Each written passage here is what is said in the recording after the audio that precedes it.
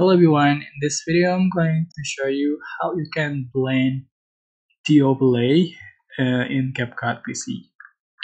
So for example, I'm going to select the background and I'm going to add the overlay, put on top another clip. I'm going to select this green screen overlay and go to cutout for remove the green color. Select chroma key, color picker, and select color green color. It's for the option right here. Right. To combine the overlay, you're just going to select basic and turn on blend and select mode all blend.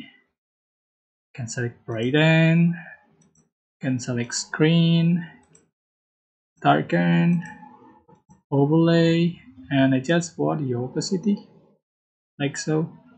Here you go. Yeah, so super simple. Yeah, I hope this tutorial was helpful for you guys. Don't forget to like, comment, share, and also subscribe. If you have any question, please leave in the comment section below. Thank you so much for watching.